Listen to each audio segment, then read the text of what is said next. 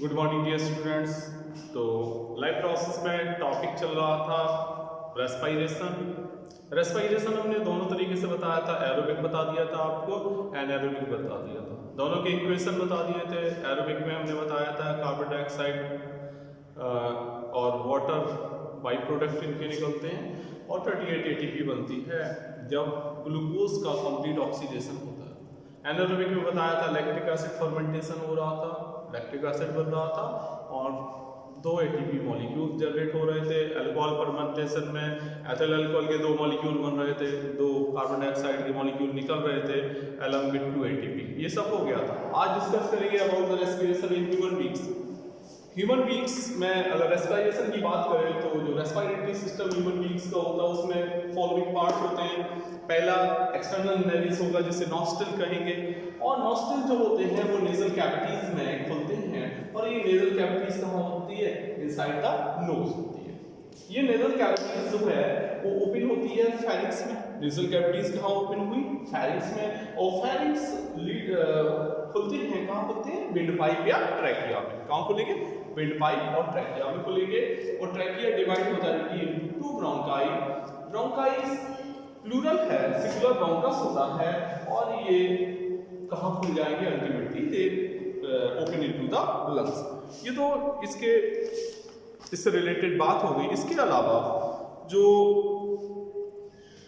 Opening होगी, the opening of the pharynx into the trachea is known as glottis.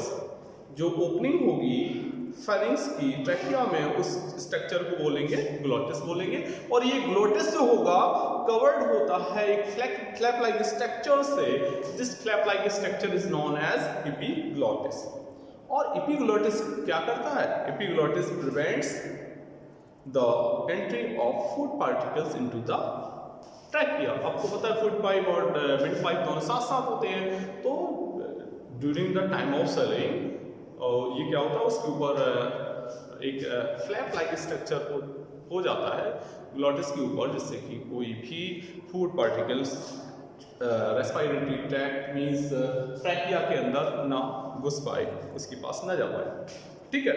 इसके अलावा आपको पता है ये जो ट्रैकिया पर सी शेप कार्टिलेजनस रिंग्स होते हैं, और ये सी शेप्ड कार्टिलेजनस रिंग का काम होता है कि during the time of expiration या जब भी इसमें एयर नहीं होगी उस समय कोलैप्सिंग से बचाना इसका काम होता है। ठीक है। तो trachea from collapsing even if there is no much air in, इसमें अगर जैसे एयर नहीं भी है तो भी वो कोलैप्स होने से ये जो सी शेप्ड कार्टिलेजनस रिंग है वो उनको प्रोटेक्ट करेंगे। लंग्स जो होंगे एक मेम्ब्रेन के द्वारा लंग्स कहाँ होंगे? जो ब्रांचेज होंगी ब्रोंकाई की ब्रोंक्यूल्स में खुलेंगी, और ये ब्रांचेज जो होंगी बहुत ज़्यादा thin walled sac like structures जिन्हें एयर सैक्स या एल्बुलाई कहते हैं, सिंगुलर एल्बुलस होता है, उनमें खुल जाते हैं। लंग्स जो होते हैं एक पेयर होते हैं, 1 पेयर होते हैं, स्पॉन्जी होते हैं, बैग लाइक ऑर्गन्स होते हैं जो कि एनक्लोज्ड होते हैं, एक डबल लेयर्ड मेम्ब्रेन और कवरिंग, और this covering is known as pleura. इसको क्या कहेंगे? आप प्लूरा बोलते हैं। एल्बुलाई जो हैं वो स्ट्रक्चरल एंड फंक्शनल यूनिट्स होती हैं लंग्स की, क्योंकि ये these are the actual site of gaseous exchange. अगर पूछा जाए कभी एग्जाम में आपसे कि व्हाई द एल्बुलाई are known as structural and functional unit of lungs, तो आप आंसर करेंगे बिकॉज एल्बुलाई जो होती हैं वो एक्चुअल साइट ऑफ रेस्पिरेशन हैं। ठीक है। तो ये तो बात इससे रिलेटेड हो गई। इसके अलावा अगर हम passage of air through the respiratory system देखें तो क्या होगा? अभी बता रहे हैं। सबसे पहले इसका स्क्रीनशॉट जल्दी से बेटा ले लो। ले लिया स्क्रीनशॉट? चलो ठीक है, आगे बताओ।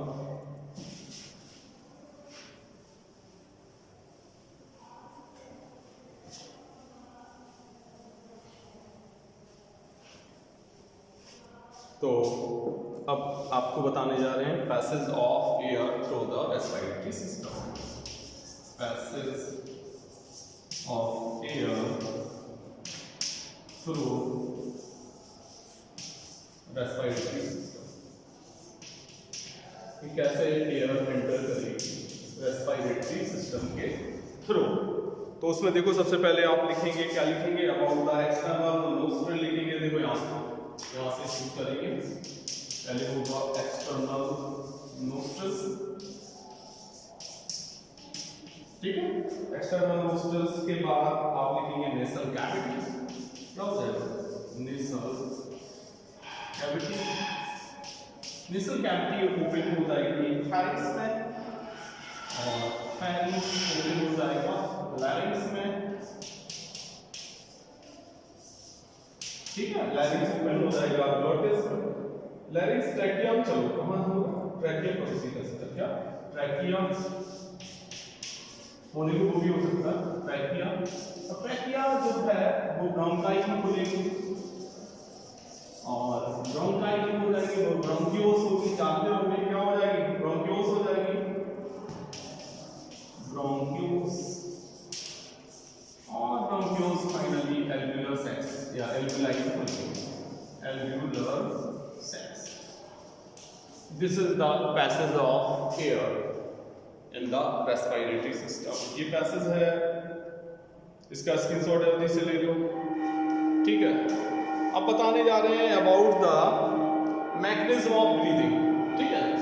अब समझो कि कैसे ब्रीदिंग की प्रोसेस होती है, मैकेनिज्म ऑफ ब्रीदिंग।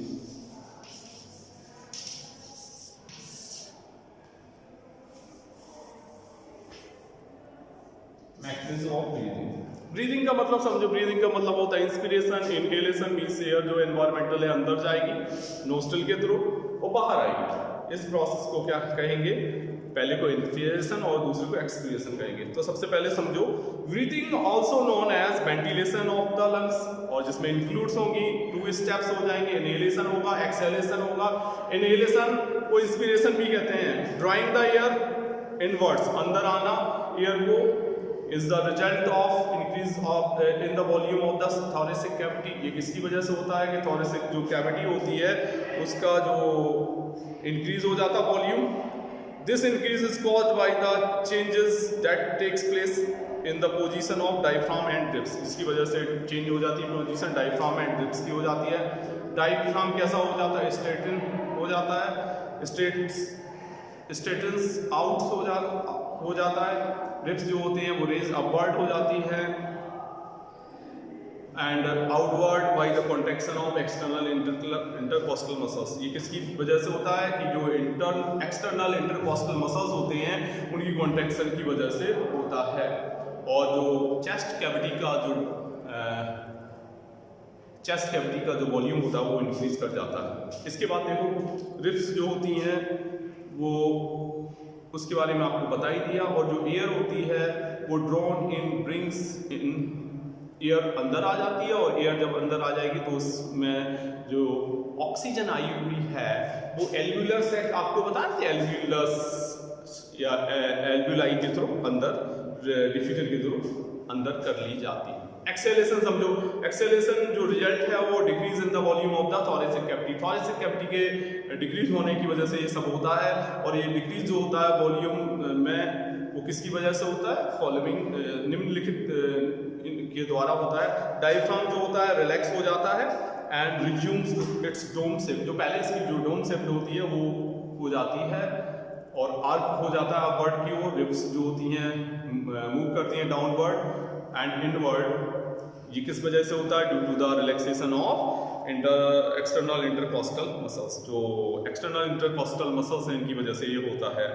जो वॉल्यूम होता है थोरेसिक कैविटी का वो डिक्रीज कर जाता है, और जो प्रेशर जो लंग्स के अंदर होता है वो इंक्रीज कर जाता है, जिसकी वजह से एयर जो होती है वो पुश्ड आउट कर दी जाती है through the trachea and finally nose के थ्रू ये निकाल दी जाती है, एक्सटर्नल नोज के थ्रू बाहर निकाल दी जाती है। तो ये तो सब हो गया about the mechanism of breathing, ठीक है बेटा। मैकेनिज्म ऑफ ब्रीदिंग ये हो गया। मैकेनिज्म ऑफ ब्रीदिंग में आपको 2 चीजें याद रखनी है। पहली बात रखनी है इंस्पिरेशन इनहेलेशन, दूसरा एक्सपिरेशन और एक्सहेलेशन जिसका नाम है, ठीक है। इसका स्क्रीनशॉट जल्दी से ले लो।